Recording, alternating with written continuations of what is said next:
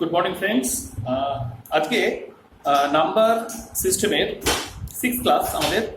এর আগের ক্লাসগুলোতে আমরা মোটামুটি দেখো নাম্বার সিস্টেমের যে ইম্পর্টেন্ট ম্যাথগুলো ছিল আর কি সেগুলো আমরা করছি ফর এক্সাম পার্সপেক্টিভ। আচ্ছা দেখো, প্রচুর যেহেতু অঙ্ক আছে আমরা বেছে বেছে যেগুলো ইম্পর্টেন্ট ম্যাথস আর কি বলো কিন্তু আর কি সেগুলোই নাম্বার সিস্টেমের উপরে, যেগুলো এর আগে এক্সাম এসছে, ভবিষ্যতে এক্সামে আসার চান্স আছে, সেই রকম ম্যাথস আর কি আমরা করছি আর কি। ঠিক আছে, দেখে নাও এখানে। তাহলে আমরা আজকে অ্যাকচুয়ালি সায়েন্টিফিক দেখতেই পাচ্ছি এখানে আছে সায়েন্টিফিক নোটেশনের একটা অঙ্ক করছি। অঙ্কটা কিছুই না, খুব ইজি একটা অঙ্ক। জানলে প্রসেসটা জানলে তোমাদের কাছে অঙ্কটা খুব ইজি হবে। ঠিক আছে, এক্সাম পার্সপেক্টিভে দেখা খুব ইম্পর্টেন্ট জিনিস। আচ্ছা দেখো, এখানে সায়েন্টিফিক নোটেশনের ব্যাপারটা আছে বলা। সায়েন্টিফিক নোটেশন হচ্ছে কি, দেখো সায়েন্টিফিক নোটেশন মানে প্রথম নন জিরো সংখ্যার পরে দশমিক বসে। আমি এখানে লিখছি ব্যাপারটা, তাহলে তোমাদের কাছে ক্লিয়ার হবে। দেখো প্রথম নন জিরো সংখ্যার পর দশমিক বসবে। হ্যাঁ, দশমিক বসে। ঠিক আছে, তাহলে দেখো এখানে ব্যাপারটা হচ্ছে, দেখো অঙ্কটা কিছুই না, 1 সেকেন্ডের অঙ্ক, জানলে সবসময় এটা পারা যাবে, এমন কিছু না। এখানে হচ্ছে দেখো, তাহলে তোমাকে বার করতে দিয়েছে সায়েন্টিফিক নোটেশন। সংখ্যাটা এটা আছে দেওয়া, এরকম থাকতে পারে, এর থেকে বড় হতে পারে, ছোট হতে পারে। তোমাকে আর কিছুই করতে হবে না, দশমিকের শুধু পজিশনটাকে চেঞ্জ করতে হবে। নিয়মটা কি, প্রথম নন জিরো সংখ্যার পর দশমিকটা বসবে, মানে এর মধ্যে যেটা নন জিরো সংখ্যা, ফার্স্ট নন জিরো সংখ্যা মানে জিরো নয় এমন সংখ্যা, সেটাই তোমার দশমিক বসবে। তাহলে দেখো ব্যাপারটা কত ঘর পরে দশমিক আসছে সেইটা তোমার করতে হবে। ঠিক আছে, তাহলে এখানে দশমিক এখানে আছে, তাহলে দেখো 1 2 3 4 5 6 7 8 8 মানে নন জিরো সংখ্যা কাউন্ট করলে 8 ঘর পরে, মানে দশমিকটা এইখান থেকে তোমার এইখানে আসছে, দশমিকটা এখান থেকে এখানে আসে। তাহলে ব্যাপারটা হচ্ছে এরকম, 0 তারপরে 1 2 3 4 5 6 7 মানে 1 2 3 4 5 6 7, তারপরে এইটা, তারপরে দশমিকটা আসছে হয়ে 8 3 2, আর যত ঘর পরে দশমিকটা আসছে 10 টু দি পাওয়ার -8, কারণ এটা 8 ঘর পরে এলো। ঠিক আছে, তাহলে দেখো ব্যাপারটা, উত্তরটা কিন্তু এইটা হচ্ছে। হ্যাঁ, উত্তরটা কিন্তু এইটা হচ্ছে, এটা হচ্ছে তোমাকে নন জিরো সংখ্যার পর দশমিক বসছে আর কি। ঠিক আছে, দেখে নাও তাহলে দশমিক এইখান থেকে 8 ঘর পরে এলো, মানে দশমিকটাকে আনতে হবে প্রথম জিরো নয় এমন সংখ্যার পরে। তাহলে 7 যেহেতু জিরো নন জিরো নাম্বার একটা, তাই প্রথম 7 এর পরেই আমি এটা আনবো। সায়েন্টিফিক নোটেশন মানে হচ্ছে প্রথম নন জিরো সংখ্যার পর দশমিকটা আনতে হবে, আর যত ঘর পরে দশমিকটা বসছে 10 টু দি পাওয়ার তত হবে -8 হবে। যদি 7 ঘর পরে আসতো তাহলে 10 টু দি পাওয়ার -7 হতো। যেমন ধরো আমি আরেকটা নাম্বার নিয়ে তোমাকে এখানে বলছি, দেখাচ্ছি। দেখো এটা তো হয়ে গেল, আর যেটাকে মুছে দিয়ে আমি আবার ধরো এখানে করছি আরেকটা উদাহরণ দিয়ে, যাতে তোমাদের কাছে জিনিসটা ক্লিয়ার হয়। ধরো এরকম আছে 0.0000832 এরকম আছে। তাহলে দেখো দশমিকটা প্রথমে নন জিরো সংখ্যা মানে 8 এর পর আসছে, কত ঘর এলো? 1 2 3 4 5 6 ঘর। তাহলে হচ্ছে 0.12345 1 2 3 4 5, তারপরে আর 0.325, তাহলে 1 2 3 4 5 6 6 ঘর পরে আসছে, তাহলে ইনটু 10 টু দি পাওয়ার -6, 6 ঘর পরে, তাই -6। যদি 7 ঘর পরে আসতো -7, 8 ঘর পরে এলে -8, যত ঘর পরে আসবে তত হবে। তাহলে এইটা হচ্ছে তোমার সায়েন্টিফিক নোটেশনের ভেরি একটা ইম্পর্টেন্ট অঙ্ক। ঠিক আছে, সায়েন্টিফিক নোটেশন বলতে তোমার এটা আমরা বুঝি। ঠিক আছে, আশা করি তোমাদের ক্লিয়ার হয়েছে। কোনো সমস্যা থাকলে অবশ্যই তোমরা কমেন্ট বক্সে কিন্তু জানাবে। ঠিক আছে, যদি কোনো অঙ্ক বুঝতে অসুবিধা হয় অবশ্যই করে কিন্তু জানাবে। তাহলে সায়েন্টিফিক নোটেশন ভেরি ইম্পর্টেন্ট একটা অঙ্ক গেল। আচ্ছা, নেক্সট আরেকটা হচ্ছে দেখো প্রাইম ফ্যাক্টর। হ্যাঁ, প্রাইম ফ্যাক্টর বার করার একটা আছে, বলছে find the number of prime factors. আচ্ছা দেখো এখানে অঙ্কটা কি আছে দেখো, বলছে আচ্ছা সাইন্টিফিক নোটেশন, তাহলে আমি এটা মুছে দিচ্ছি। হ্যাঁ, মুছে দিয়ে আমি একটা নেক্সট ম্যাথ যেটা করছি, দেখো নেক্সট ম্যাথটা হচ্ছে তোমার প্রাইম ফ্যাক্টর বলছে কিন্তু। হ্যাঁ, প্রাইম ফ্যাক্টর ব্যাপারটা একটা বলছে। দেখো প্রাইম ফ্যাক্টর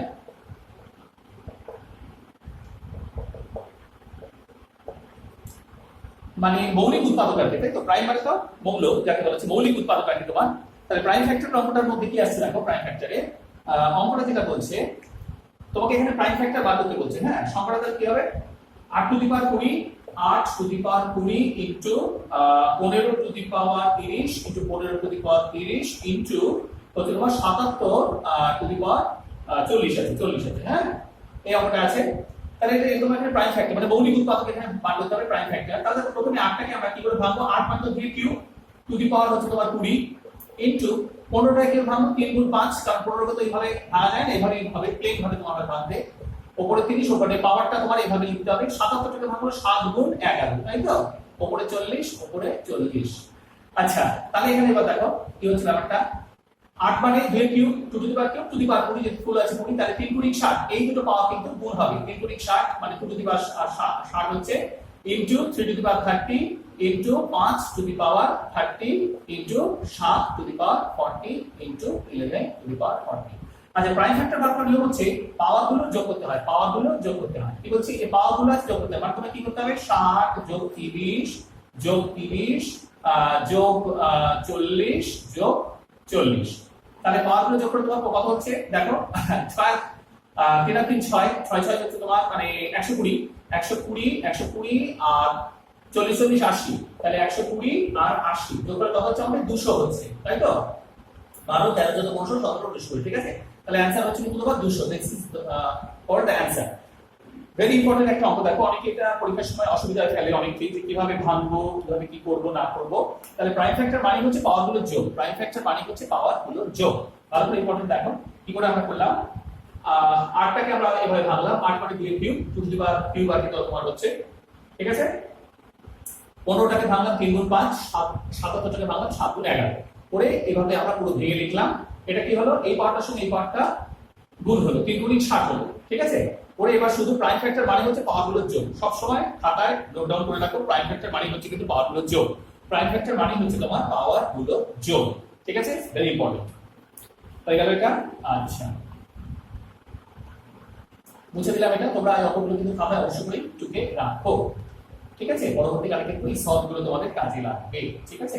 আচ্ছা প্রাইম ফ্যাক্টর হয়ে গেল এটা। আচ্ছা আরেকটা দেখো এখানে তোমার বলছে এটা আমরা বললাম প্রাইম ফ্যাক্টর। আরেকটা অঙ্ক আছে সেটা আসে পরীক্ষায়, নাম্বার অফ ফ্যাক্টরস। হ্যাঁ এটা বলে find the number of factors. এটা হচ্ছে find the number of factors, F A C T O R S, find the number of factors.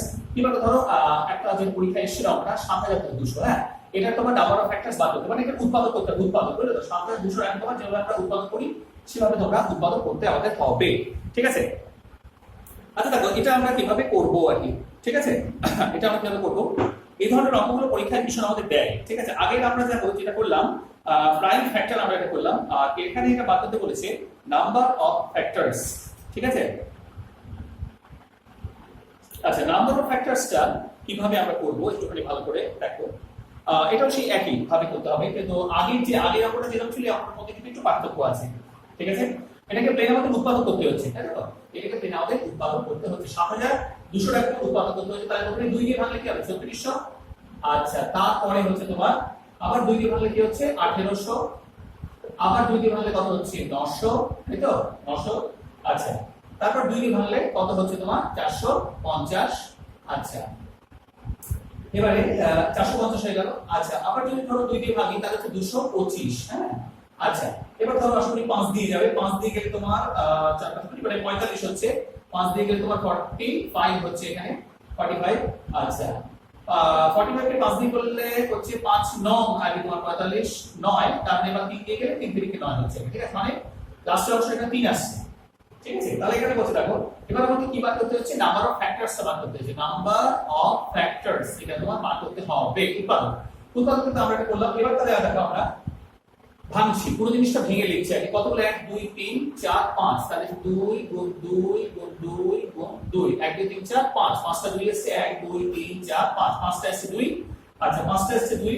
আচ্ছা আর তোমার 5 এসেছে কটা, দুটো। 5 এসেছে তোমার দুটো, 5 এসেছে দুটো, আর 3 এসেছে দুটো, ইনটু 3 ইনটু 3। তাহলে কোন সংখ্যা কতগুলো এসেছে, 5টা 2 এসেছে, তাহলে মানে two the power 5 into 5 square into 3 square, তাই গেল। আচ্ছা এবারে বলছি দেখো প্রাইম ফ্যাক্টরে শুধু পাওয়ারগুলো যোগ করলেই হচ্ছে। নাম্বার অফ ফ্যাক্টরের নিয়ম হচ্ছে এই প্রত্যেকটা পাওয়ারের সঙ্গে 1 যোগ করতে হবে, প্রত্যেকটা পাওয়ারের সঙ্গে 1 যোগ করতে হবে, হ্যাঁ? করে পাওয়ারগুলোর গুণ। তাহলে কি হচ্ছে দেখো 5 আর 1 6, 6 হচ্ছে, তার মানে 2 টু দি পাওয়ার 6 হচ্ছে এখানে, তারপরে তোমার ইনটু 5 কিউব হচ্ছে এখানে, ইনটু 3 কিউব হচ্ছে এখানে। তাহলে এবার কি করতে হবে, এই দেখো পাওয়ারগুলোর সঙ্গে একযোগ করলাম, পরে যে পাওয়ারগুলো সেই পাওয়ারগুলোর হবে তোমার গুণ হবে, গুণ হবে মানে 6 গুণ 3 গুণ 3 মানে 3 3 কি নয়, 6 নাম তোমার 54 54। ঠিক আছে, তাহলে দেখো একটা ইম্পর্টেন্ট, তাহলে দুটো জিনিস এখানে খুব ইম্পর্টেন্ট। দেখো করলাম, একটা হচ্ছে তোমার নাম্বার অফ ফ্যাক্টর, সেটা আমরা বার করলাম নাম্বার অফ ফ্যাক্টরস। আগের অঙ্কটা ছিল কিন্তু প্রাইম ফ্যাক্টর, আগেটা ছিল প্রাইম ফ্যাক্টর, এটা হচ্ছে নাম্বার অফ ফ্যাক্টরস। তাহলে প্রাইম ফ্যাক্টর আর নাম্বার অফ ফ্যাক্টরের মধ্যে পার্থক্য হচ্ছে, দেখো প্রাইম ফ্যাক্টরে পাওয়ারগুলো যোগ, আর নাম্বার অফ ফ্যাক্টরস হচ্ছে তোমার পাওয়ারের সঙ্গে একযোগ করে পাওয়ারগুলো গুণ।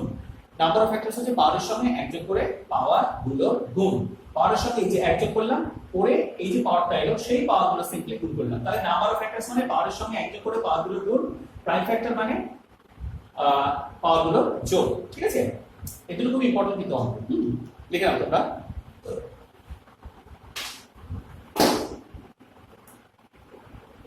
এগুলো সব কিন্তু বারবার করে আমি যেটা তোমাকে বলছি, এগুলো অবশ্যই কিন্তু বাড়িতে খাতার মধ্যে নোট ডাউন করে রাখবে।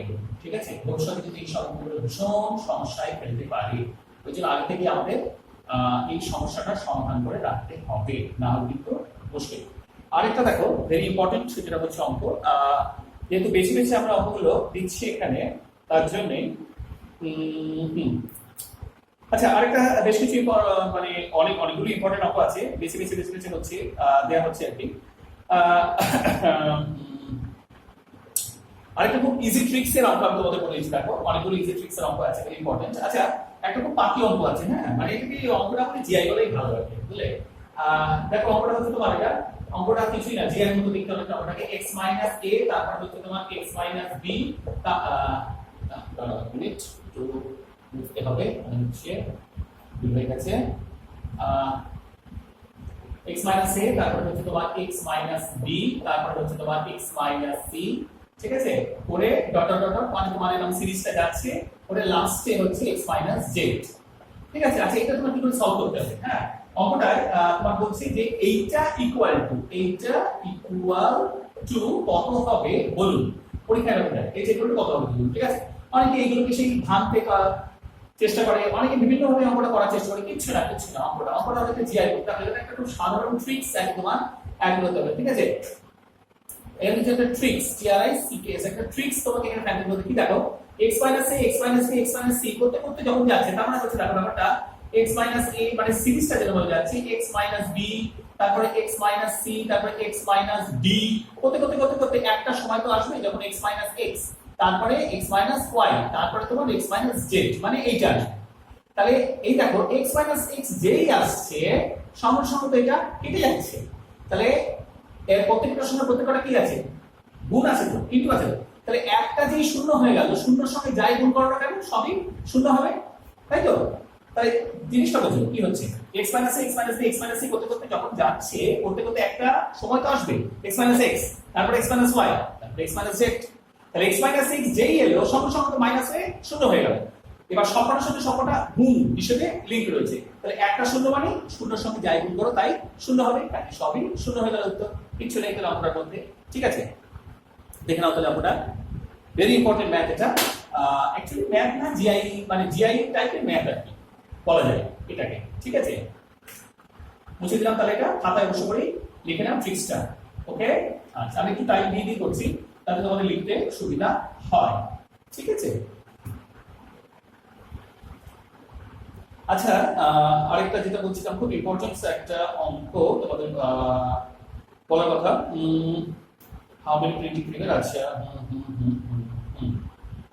বেশ কিছু ইম্পর্টেন্ট অঙ্ক। আচ্ছা আরেকটা হচ্ছে দেখো find the number of digit যে এক্সপ্রেশন আছে, এখানে একটু অঙ্ক এসেছিল পরীক্ষা, find the number of digit. হ্যাঁ, ফাইন্ড দ্য, এটা number of digit, find the number of digit. হ্যাঁ, find the number of digit, যেটা তোমার বার করতে বলছে 16 টু দি পাওয়ার 10 মানে 16 to the power 10, 16 to the power 10 into তোমার 125 টু দি পাওয়ার 12। হ্যাঁ, 125 টু দি পাওয়ার 12। আচ্ছা দেখো এটা কি করে করব আমরা। ঠিক আছে, 16 to the power 10 into 125 to the power 12। ঠিক আছে, তাহলে তো 16 মানে 2 দুগুণে 4, 4 দুগুণে 8, 2 টু দি পাওয়ার 4, তাই তো। এটাকে ভাঙছি, উপর যেমন ছিল 25 মানে 5 5 25, 5 25 100 মানে 5 এর কিউব, তাই তো। আর ওটা থাকছে 12 যেমন থাক। আচ্ছা এখানে তাহলে কত হচ্ছে 2 to the power 40 R into এটা হচ্ছে কত 3 বারং 36 মানে 5 টু দি পাওয়ার 36 মানে এখানে কত এই পাওয়ারটা কিন্তু গুণ হচ্ছে এই পাওয়ারটা কিন্তু গুণ হচ্ছে হ্যাঁ।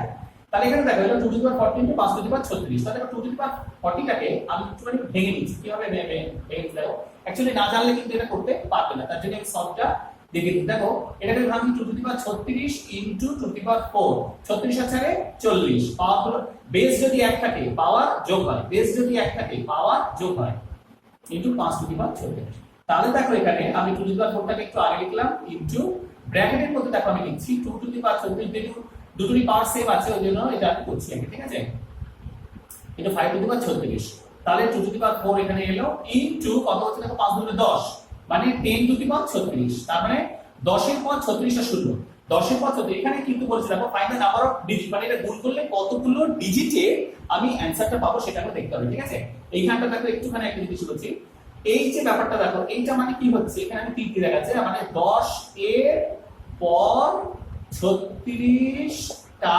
শূন্য হবে তাই তো আচ্ছা আর সামনে কি আছে 2 টু দি পাওয়ার ব্যাপারটা কি আছে দেখো 2 টু দি পাওয়ার 4 মানে কি 16 তো 2 দুগুণে 4 4 দুগুণে 8 16 তাহলে উত্তরটা হচ্ছে 16 ইনটু 10 এর পর 36 টা শূন্য তাহলে দেখো 10 এর পর 36 টা শূন্য আর সামনে দুটো মানে 16 আগে তারপরে 36 টা শূন্য ডট করে তাহলে 36 টা শূন্য আর 1 আর 2 37 তাহলে ডিজিট কটা হবে 38 টা ডিজিট এখানে কিন্তু অ্যানসারটা হচ্ছে 16 এর পর 36 টা শূন্য তাহলে 36 টা শূন্য তো আছেই আর সামনে 1 আর 6 আছে 16 এর 1 আর 6 তাহলে টোটাল 38 টা ডিজিট ভেরি ইম্পর্টেন্ট কিন্তু অঙ্কটা শেষের দিকে গিয়ে অনেকে গুলিয়ে ফেলে এর জন্য একটু ভালো করে দেখো এটা এখানে কিন্তু তোমাকে উত্তরটা জানতে চাইনি চেয়েছে উত্তরে কতগুলো ডিজিট থাকবে সেইটা ওকে তাহলে এখানে বলছে দেখো find the number of digits যাকে বলে find the number of digit এই অঙ্কটা আছে ভেরি ইম্পর্টেন্ট অঙ্ক দেখলাম কিন্তু আমরা ভাঙলাম 16 ছিল 16 মানে 2 টু দি পাওয়ার 4 125 মানে 5 কিউব তাই তো তাহলে এইটা করে আমরা ভাঙলাম করে দেখো এইখানটা ব্যাপারটা হচ্ছে এই 40 টাকে আমি 36 এর চারে ভেঙে নিলাম যেহেতু 36 36 সেম একদিকে আসতে চলে আর 2 টু দি পাওয়ার 4 টা এটা থাকছে করে এখানে চলে যাবে ঠিক আছে ভেরি ইম্পর্টেন্ট অঙ্ক এইরকম প্রত্যেকদিন দেখো আমরা বেশ কিছু ইম্পর্টেন্ট অঙ্ক তোমাদের জন্য দিচ্ছি একেবারে তোমাদের উদ্দেশ্যে চ্যানেলটাকে অবশ্যই সাবস্ক্রাইব করো যাতে প্রত্যেকদিন আমি যে অঙ্কগুলো নিত্য নতুন অঙ্কগুলো দিচ্ছি তার নোটিফিকেশন তোমাদের কাছে অবশ্যই করেই যায় সবার আগে যায় আগে ঠিক আছে কারণ ম্যাথে আমি যেহেতু পড়াই আমার যেহেতু প্রিভিয়াস এক্সপিরিয়েন্স আছে সুতরাং আমি যেটা দেখেছি ম্যাথে অনেকের ভয় আছে অনেকে করতে ভয় পায় সবার সামনে এই সমস্যাগুলো বলতেও অনেকের ভয় হয় মানে এটা কিরকম একটা কিন্তু লাগে আমি এত উচ্চ শিক্ষিত আমি অঙ্ক পারছি না কিন্তু সেটা কোনো ফ্যাক্টর না উচ্চ শিক্ষিতের সঙ্গে অঙ্কের কোনো ব্যাপার নেই ঠিক আছে বহু লোক মানে অঙ্ক ভুল হতেই পারে অঙ্ক লজিক্যাল পাওয়ারটা যার যত বেশি অঙ্ক সে তত ভালো করতে পারে ঠিক আছে সবসময় যে তোমাকে ফর্মুলা জানতে হবে বেসিক্যালি যারা ম্যাথ নিয়ে পড়াশোনা করে তারা কিন্তু অত ফর্মুলা বেস কাজ করে না তারা কিন্তু ব্রেন থেকে নিজের যুক্তি বার করে অঙ্ক করে ঠিক আছে না আমাদের পক্ষে তো সেটা করা সম্ভব নয় কারণ আমরা যেহেতু আর্টসের ছাত্র কেউ কমার্সের ছাত্র আছে সুতরাং আমাদের মধ্যে কথা মূল পার্সপেক্টিভ হচ্ছে পরীক্ষায় পাশ করে চাকরি পাওয়া এবং তার জন্য যে পথ অবলম্বন করতে হয় আমরা সেই পথে অবলম্বন করবো পরিষ্কার কথা এটা ঠিক আছে এবং তার জন্য যে ট্রিক্স গুলো আমাদের জানতে হবে শর্ট ট্রিক্স যেগুলোকে বলে মন্ত্রগুপ্তি মানে যেগুলো গোপনে থাকবে ব্যাকগ্রাউন্ডে কাজ করবে ফোরগ্রাউন্ডে কিন্তু আসবে না ঠিক আছে সফটওয়্যারের ক্ষেত্রে যেমন ব্যাকগ্রাউন্ডে কোড রান করে ফোরগ্রাউন্ডে কিন্তু একটা সুন্দর ইন্টারফেস থাকে কালারফুল একটা ইন্টারফেস ঠিক আছে কিন্তু ব্যাকগ্রাউন্ডে কোড রান করে ব্যাকগ্রাউন্ডে কি কোড রান করে অনেকেই কিন্তু জানেন একমাত্র যারা প্রোগ্রামিং সফটওয়্যার নিয়ে কাজ করে তারাই শুধু জানে ঠিক আছে সুতরাং আমরাও অঙ্কটাই শুধু লোকে আমাদের দেখবে কিভাবে করলাম সেটা জানার দরকার নেই তার এই মধ্যবর্তী গোপন যে ব্যাপারগুলো সেগুলো তোমরা এইখান থেকে তোমাদের খাতায় নোট ডাউন করে রাখবে ওকে থ্যাংক ইউ চ্যানেলটাকে অবশ্যই সাবস্ক্রাইব করো যাতে নিত্য নতুন যেগুলো আমি ভিডিও আপলোড করছি সঙ্গে সঙ্গে তোমরা সবার আগে তোমাদের কাছে এগিয়ে যায় ঠিক আছে থ্যাংক ইউ